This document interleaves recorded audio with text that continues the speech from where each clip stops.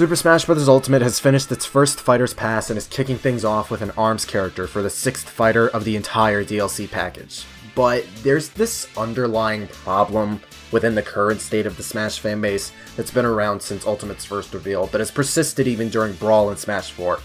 Trust me, this is not some Smash fanbase bad, give me clout type of garbage. If you guys have seen some of my other Smash videos, you'll get an idea of what I'm suggesting, because this isn't the first time I've talked about a topic like this.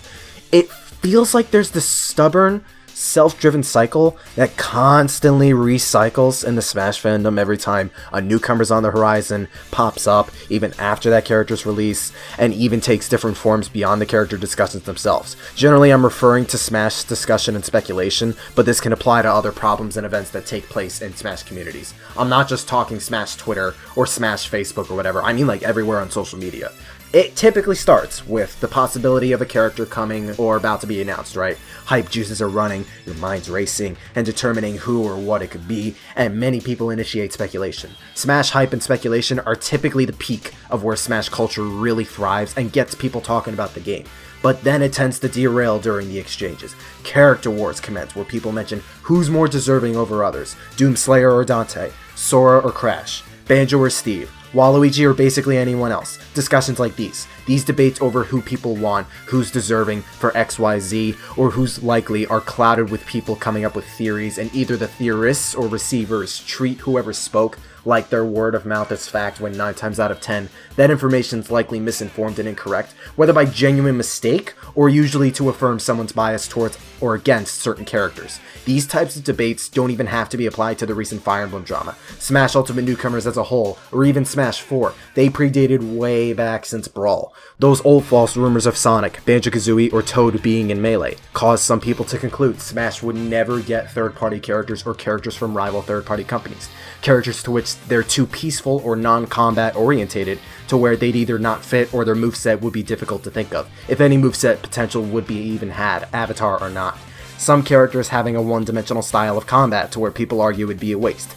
Companies themselves either being stingy or bad, or not caring enough about the character to give it to Sakurai despite being a fan-favorite IP and or long-time requests. Characters just being cloned so it'd be a waste. Some veterans being replaced and outdated despite being completely different. The concept of fighting game characters being foreign in a fighter like Smash. Characters having to have a strong history with Nintendo, and any with a large presence on rival company systems being easily exempt. Characters from games that are too mature, are too sexual, and or would raise the game's age rating. Despite censorship exists and we likely now see the extent of what's too sexual with the whole Mai Shiranui drama, this character's too big. Sakurai said no, it's pointless to keep asking, he fits as a boss, no chance just because no chance, etc, etc, etc. When it was largely Sakurai struggling to see how Ridley will work as a playable character up until the Ultimate Smash game.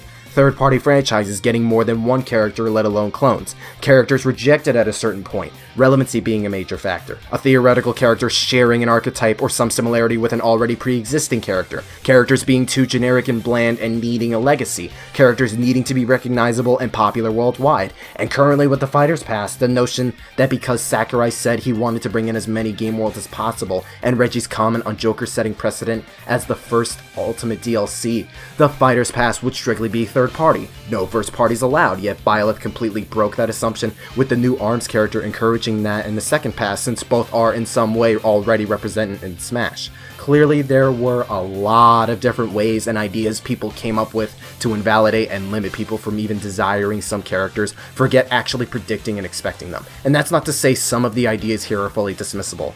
Smash is used as a marketing campaign for other franchises and recent releases half the time, in some way, so relevancy can be a factor, but not the sole primary factor, right? With a little research done, the only type of basis or actual major factor in determining characters is that Sakurai stated numerous times a character has to originate from video game history and appear on Nintendo systems once before, which every character in Smash has done thus far, and we have more than 80. He shot down the idea of multimedia / manga / movie characters down multiple times before, and that's really the only hardened rule that's been stuck to and reinstated numerous times now. For almost any reason, a character might have a better shot at being in Smash doesn't make that reason the standard and sole proprietor that should go against other characters, like K. Rool and Banjo. They've not been relevant in God knows how long, but so many wanted them in for so long, so popularity ends up as a plus. On the flip side, Terry Bogard is another figure in fighting games in SNK, but isn't as popular or well known as Ryu, for example. Nintendo, Sakurai, and the development team go about getting a lot of these characters for so many different reasons that most of these wouldn't inherently work against other characters. Size, relevancy, different kinds of companies, first to third party for certain character packs, spirits, trophies. A lot of this does not matter at the end of the day. And above most of these, not only can popularity, whether by franchise or sheer character request volume, can be a sole factor, as we've seen with Banjo, King K. Rool, and Ridley. Sakurai wants the character to be fun to play, as he stated during the Terry presentation. Because of Smash hype just being so big and endorphins blasting for the most part when new characters come, people get very emotional and sharp when it comes to which characters they're for or against, not just seeing any character get in. Discussing characters nowadays has gotten like a little bit better than it used to, kind of, and if you're one of those people who get all those other made up rules, don't mean squat, and what I just emphasized was what Sakurai actually said, don't worry, I don't mean you, but you have a fairly high chance of getting people sharp, dismissive, trying to invalidate any hopes or valid reasons you may have of either expecting X character or just purely wanting X character. Last summer, there was a bit of a civil war between Banjo-Kazooie fans and Minecraft fans, trying to see which character would come out on top, and it was kind of a flame war. How many times did people act like Banjo, Ridley, and King K. Rool were impossibilities, and people were just being naive and childish and hoping they'd ever get in? There's almost always some uproar whenever Fire Emblem characters get added nowadays. How often do people generalize Waluigi fans for being so toxic and despicable? Again, it seems to gradually die down nowadays, with Fighters Pass Volume 1 being done and most of all these rules being distant memories now, but this specific part of the Smash fandom is one of the more prevalent issues me and other people have with it, and I don't feel it's made as big of a talking point worth thinking about than it should. I'm primarily speaking from personal experience with this, but there is a fairly large amount of people that have had to go through what I just described, even partially. This is my primary beef with the Smash community, but the kicker to this is all that I just explained isn't even seen as one of the biggest issues of being a Smash fan. With speculation, discussion on anything really, there will be people either happy or people upset. Even beyond characters such as discussions on certain events, people's reactions to added content, sometimes the Smash players themselves, etc. By the end of these, there are often generalizations made to a smaller group in the community to where so many people make surface level assumptions and conclusions based off simple statements, actions of a really small handful of people, and a lack of open-mindedness and broader thinking to where they end up putting a larger general portion of the community under the same umbrella than it actually is. Either this or spotlighting that small group very vocally leaves a bad impression on the general community as a whole. Some of this can be grouped with a previous part of the cycle that I just mentioned, which was making biased assumptions and whatnot, but it usually leads and ends with individuals thinking black and white about certain contexts. You can literally say this about a lot of fandoms too. Sonic, Rick and Morty, Paper Mario, a bunch of other fandoms are ultimately filled with a lot more good people than otherwise, but any bad or cringy behavior is blown up so high that it ends up leaving a worse impression on everyone else who likes that property, leaving more and more ammunition for either clout seekers or people that just don't understand. Let me stress this right now. Smash community is far from perfect like any other. There's some actual effed up shit that happens among Smash fans. Some competitive fans outed as pedophiles, sexual predators, LGBTQ supporters getting shafted or made fun of, victims of abuse and assault being silenced over just how good someone is at the game, a couple people harassing other fans and developers including Sakurai, and other things. Not everything's peachy keen. There's some actual garbage that takes place at times, and people do and should point out shit like this not being okay.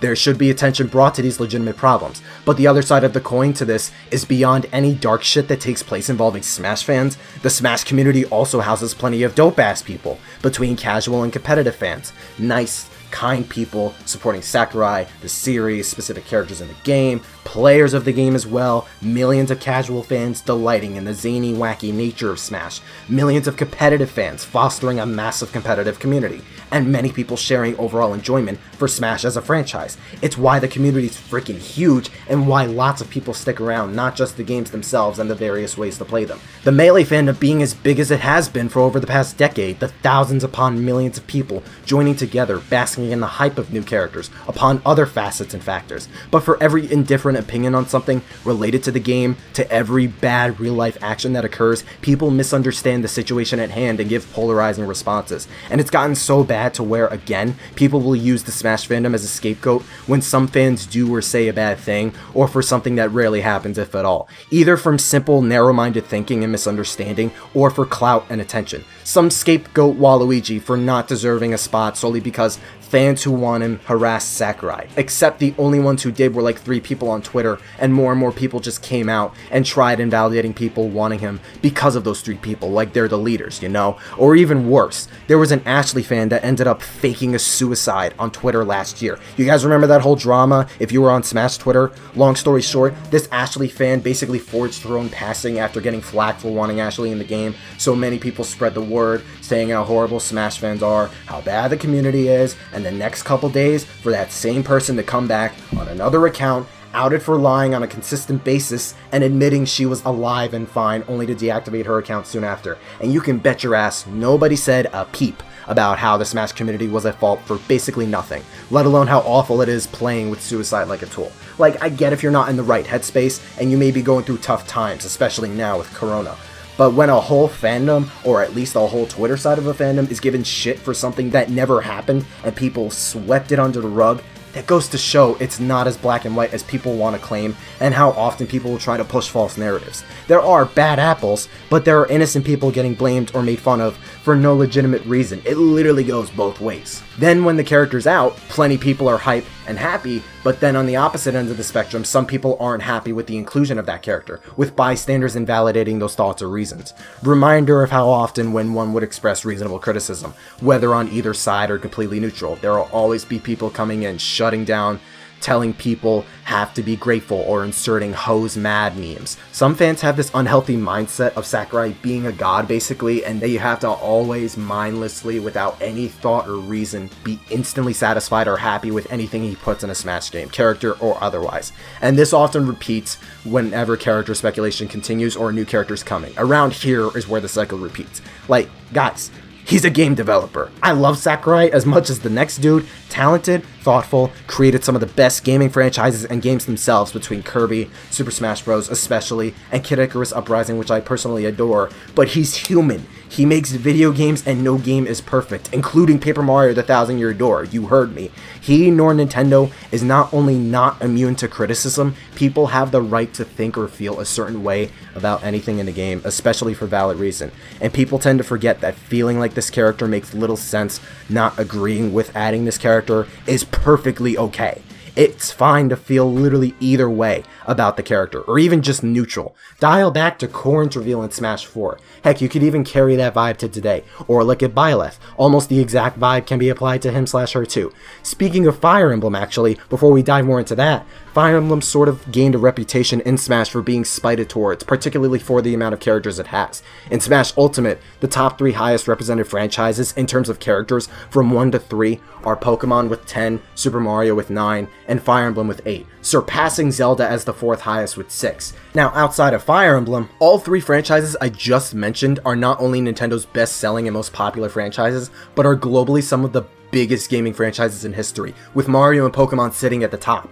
When you have Smash Bros, a game that's the biggest video game crossover of all time, and Fire Emblem is getting some of the largest spotlight beyond most franchises in Smash that aren't Pokemon or Mario, you're gonna get people calling out how unfair it may seem. Not a whole lot of people were happy about Corrin's inclusion in Smash's first ever DLC package, because Fire Emblem Fates did not come out anywhere internationally. It only released in Japan, and not only is Fates generally seen as lackluster or controversial, even among Fire Emblem fans, Corrin's the 6th Fire Emblem character to release in a Smash game that already had 5 in it. Forget people also dislike his bland personality or the fact it's another swordsman from a franchise that houses several types of weapon classes, and Smash has only had the swordsman playable. Or more recently, the Byleth drama can be observed. Let me stress, the whole Byleth controversy largely died down. A lot of people are already over Byleth, but people that felt unhappy or dissatisfied have every right to be, as the many people who wanted Byleth in or are happy about him/her being added are ecstatic. Violet's at least a sword fighter that uses several weapons from Fire Emblem, so at least the representation's more accurate, and he/she comes from the most successful Fire Emblem game since Awakening, being Three Houses, which I hear from a lot of people is a genuinely godly game. I'm also completely aware Smash Ultimate's biggest draw is everyone is here, every Smash character returning. But that's the 8th Fire Emblem character we've gotten now. Again, Fire Emblem's largely had an appeal in Japan. It wasn't until Awakening that it caught on better to the general public internationally. Most did not mind Ramen, Lucina, and Chrome's inclusions in Smash because they're popular characters. Awakening is popular and critically acclaimed. And even then, there's only 3 games in the entire franchise that really broke a few million, one of which isn't so critically acclaimed.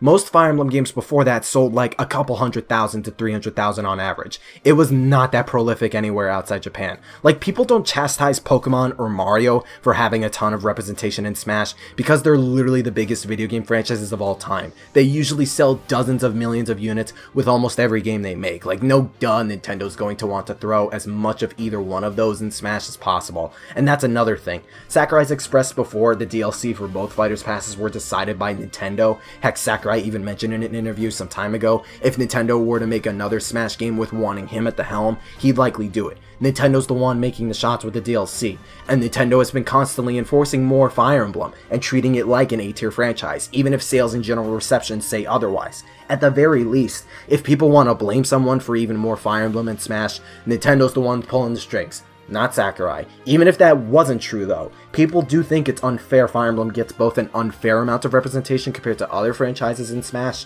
and a narrow, inaccurate kind of representation. When I say a narrow, inaccurate kind of representation, I mean Fire Emblem is a series famous for its characters and strategic tactical combat. Characters come equipped with swords, lances, axes, bows, magic, dragon abilities, etc., and people acknowledge Fire Emblem for displaying the depth it has with those classes. However, every Fire Emblem character in Smash uses a sword, with only a handful extending the attack variety by a small margin. Not to mention half of them either look visually similar or play mechanically similar to one another, so people aren't going to like the lack of distinction by nature. Ike and Ramen are seemingly the most popular, more distinct characters in Smash because one wields a two-handed sword and has radically different base attributes in terms of speed, frame data, raw power, visual and mechanical movement, upon several other facets, while the other uses magic and requires more strategy and depth, not to mention both characters are often deemed cool. Corrin has dragon abilities, but is still largely a sword user not many like in the grand scheme for one reason or another. And Byleth is hardly seen due to how mixed the reaction was and how mediocre the character mechanically is, even if he/she is a better representation of what Fire Emblem is mechanically. I'm completely fine with Byleth because of this.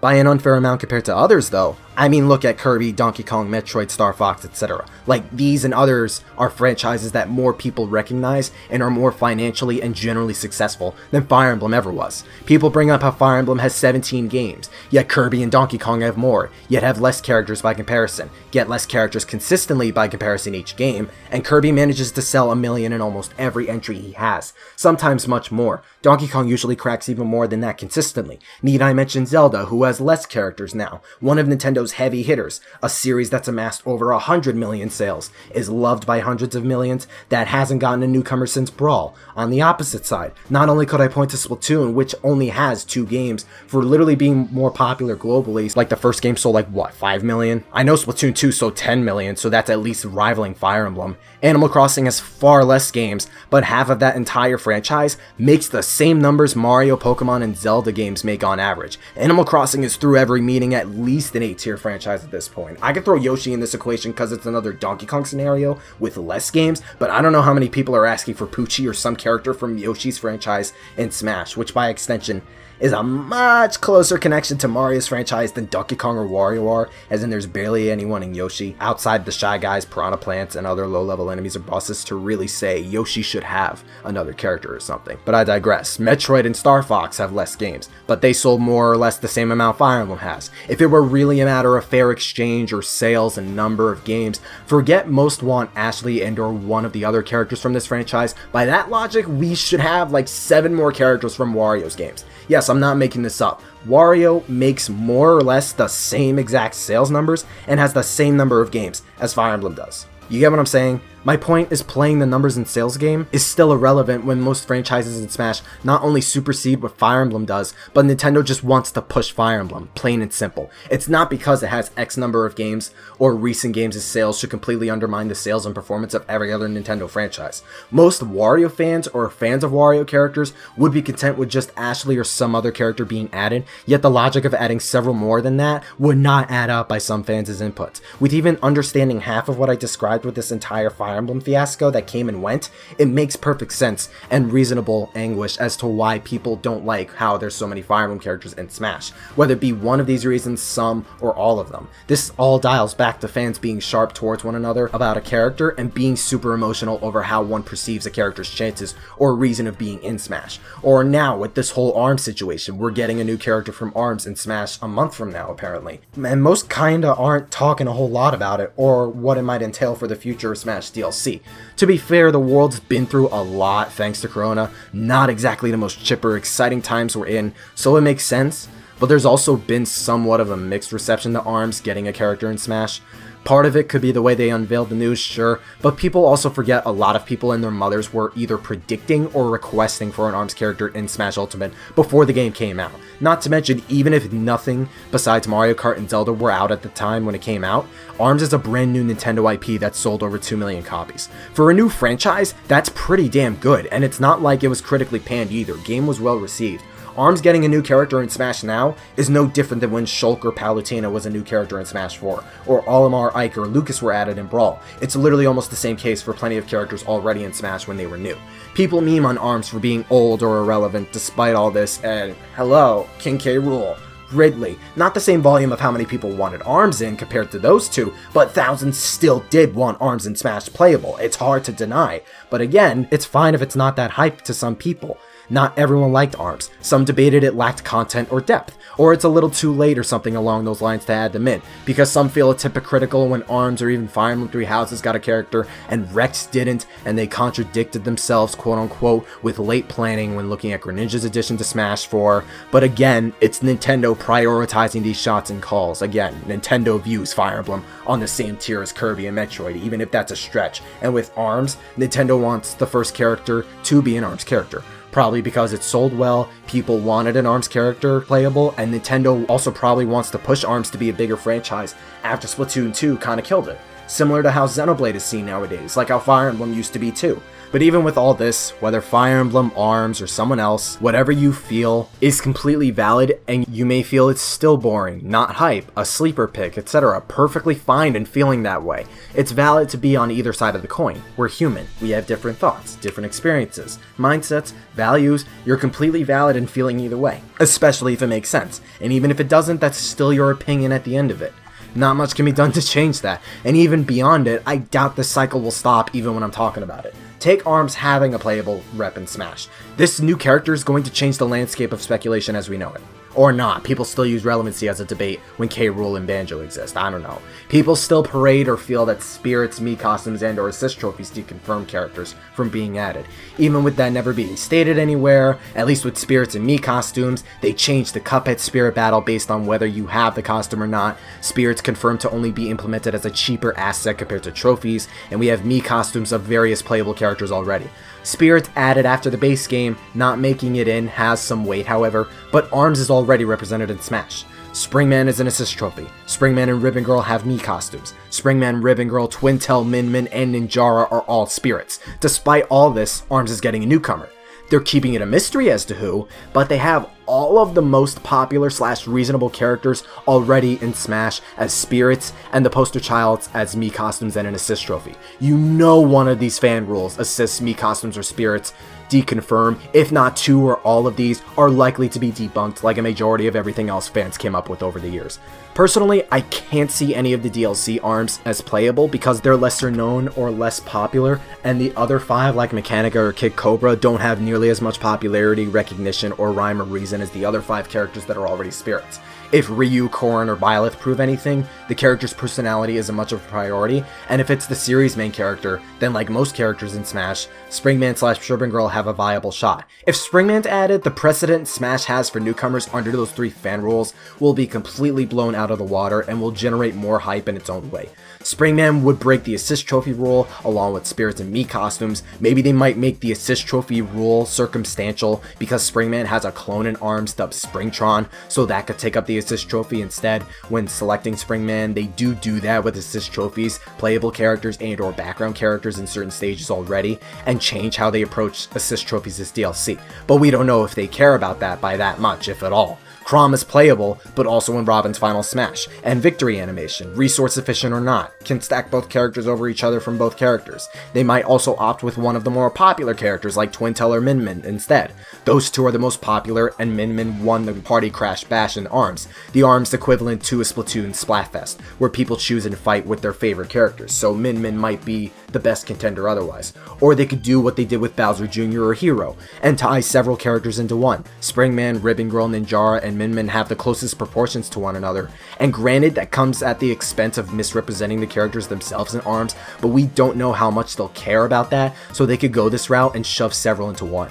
There's multiple ways they can go about adding an ARMS character. With Springman, I think being best case scenario, but I have more of a personal bias for Min Min because I love Min Min. At the very least, ARMS may likely get a resurgence of some kind because Smash has that effect on a ton of franchises. I have sincere doubts in the Spirits deconfirmation idea holding after this, as if I didn't have faith in Spirits deconfirming meaning anything to begin with.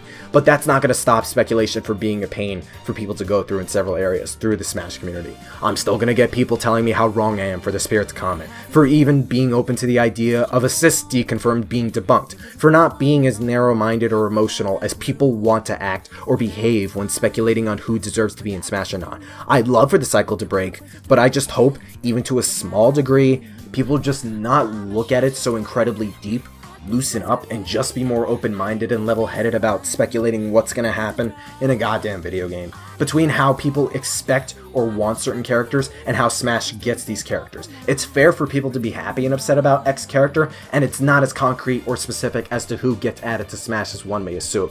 I'm biased against Steve for Minecraft. I just don't want Steve in Smash, but I'm not going to say Steve supporters are inherently cringe or ridiculous in asking for him, nor am I going to say the person's ignorant or stupid. I might agree to disagree, but that's literally about it.